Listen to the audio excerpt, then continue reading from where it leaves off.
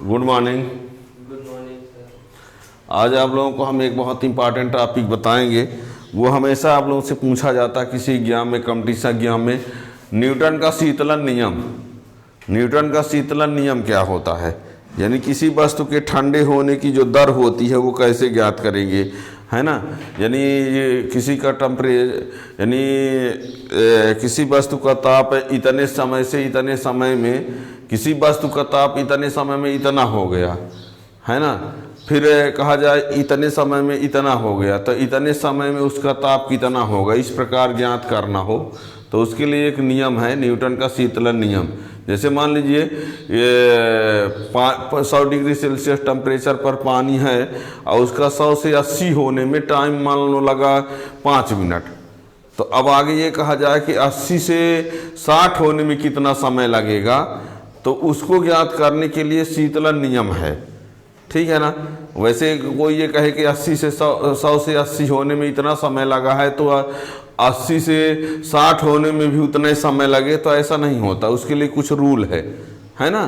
तो इस प्रकार के क्वेश्चन को सॉल्व करने के लिए ये शीतलन नियम है। ऐसे नीट जेई तक में क्वेश्चन आते रहते हैं। तो न्यूटन का शीतलन नियम ऐसे कहता क्या है कि यदि किसी वस्तु के ताप और वातावरण के ताप में बहुत अधिक अंतर ना हो, वस्तु का ताप और वातावरण के ताप में बहुत अधिक अंतर ना हो, तो ऐसी स्थिति में क्या होता है, उस वस्तु के शीतलन की दर माने ठंडे होने की दर, ठीक है। शर्त यह है कि वस्तु का ताप और वातावरण के ताप में बहुत अधिक अंतर ना हो। ऐसा ना हो कि वातावरण का ताप 100 डिग्री से 10 डिग्री सेल्सियस है और वस्तु का ताप 400 डिग्री सेल्सियस है और फिर वो नियम लगाओ, तो ऐसा नहीं है। यदि वस्तु का ताप और वातावरण के ताप में बहुत अधिक अंतर ना हो तो उस वस्तु के शीतलन की दर वस्तु के मध्यमान ताप और वातावरण के ताप के अंतर के अनुक्रमानुपाती होता है, ठीक है ना। यदि वस्तु के ताप और वातावरण के ताप में बहुत अधिक अंतर ना हो तो उस वस्तु के शीतलन की दर वस्तु के मध्यमान ताप और वातावरण के ताप के समानुपाती होता है, ठीक है ना। यानी देखिए न्यूटन का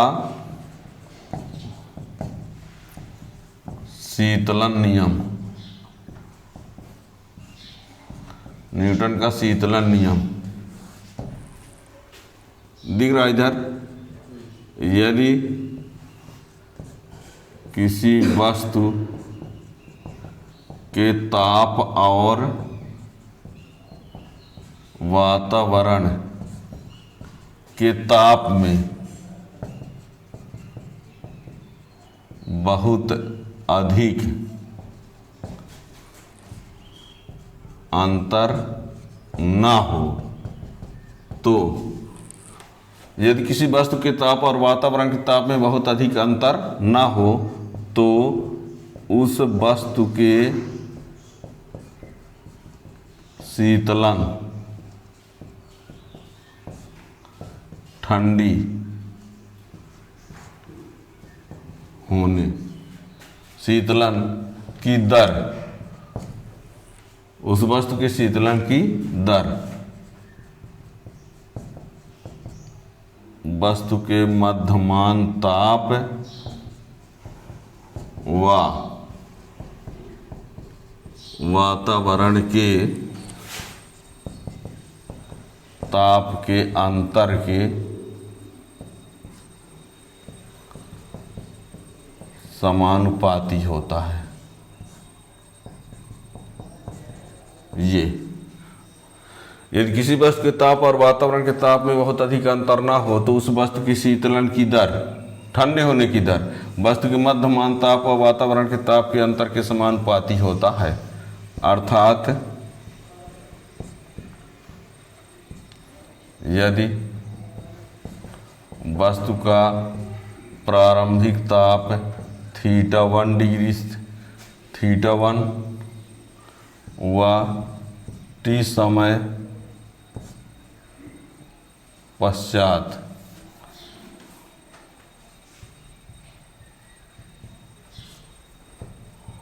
ताप θ2 डिग्री है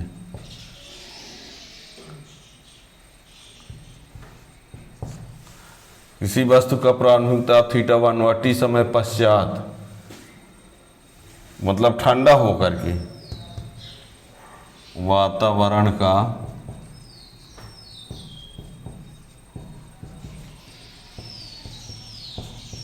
थीटा है।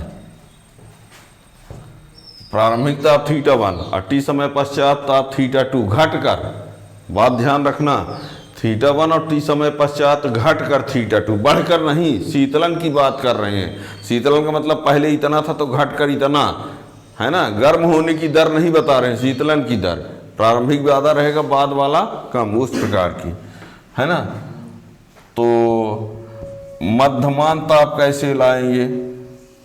मध्यमान ताप मीन्स θ1 प्लस θ2 बटे 2, ठीक है। शीतलन की दर θ1 माइनस θ2 अपान t, θ1 माइनस θ2, तो ये क्या है? शीतलन की दर है। ये क्या है? मध्यमान ताप है। वातावरण का ताप कितना है? थीटा। तो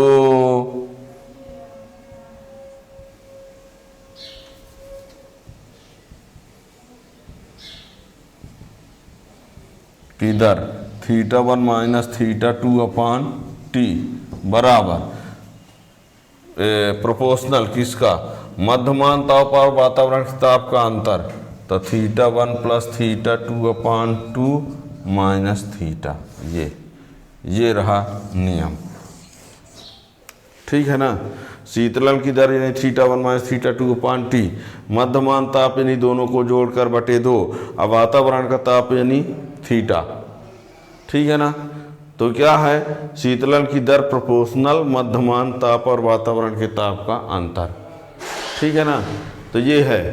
अब इसमें शर्त यही है कि वस्तु का ताप और वातावरण के ताप में बहुत अधिक अंतर ना हो तब, ठीक है ना। तो इनसे क्वेश्चन क्या पूछा जाता है, सुनिए। जैसे मान लीजिए किसी का ताप 100 डिग्री से यदि 80 डिग्री हुआ, 100 डिग्री सेल्सियस से 80 डिग्री सेल्सियस हुआ, और इसमें टाइम लगा कितना? मान लीजिए 2 मिनट। कितना? तो आपको बता दें कि 80 से 100 से 80 हुआ तो इतना टाइम लेगा। तो यदि कहा जाए कि 60 से 40 में कितना टाइम लगेगा, तो ये t बराबर अलग मान आएगा, अलग मान, ये ना होगा फिर, ठीक है ना। यानी देखिए 100 से कितना हुआ?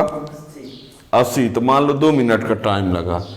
तो जब 60 से 40 होगा तो 2 ना लगेगा, अलग मान 2 से अधिक आएगा, ठीक है। और इसको लगाने के लिए यही फार्मूला यूज करना पड़ेगा, ठीक है। इसमें वातावरण का ताप दिया रहेगा, ठीक है ना। अब हम क्वेश्चन फिर आगे किसी वीडियो में कुछ क्वेश्चन डाल देंगे, फिर आप समझने का प्रयास करो कि ये फार्मूला है। और यदि मान लीजिए हमने कहा कि पानी का ताप 100 डिग्री सेल्सियस से 80 डिग्री सेल्सियस होने में 2 मिनट का टाइम लगता है, कितने का डिफरेंस है? 20 का। और यदि ये कहो कि यहाँ 60 से 40 होने में कितना टाइम लगेगा, तो इसमें भी 20 का डिफरेंस है, तो t के बराबर 2 ना लगेगा, 2 से अधिक लगेगा, ठीक है ना। तो ये किससे हल करेंगे? इस फार्मूला से हल करना पड़ेगा। अब यहाँ पर प्रोपोर्शनल है, कोई कांस्टेंट लेना पड़ेगा। तो इसको हम, इस सवाल को हम किसी नेक्स्ट वीडियो में उसको डालेंगे, पर आप ये समझे रहो। ये मत समझना कि 100 से 80 हुआ है 2 मिनट में, तो 60 से 40 भी 2 मिनट में होगा, ऐसा बिल्कुल नहीं होगा, ठीक है। Thank you.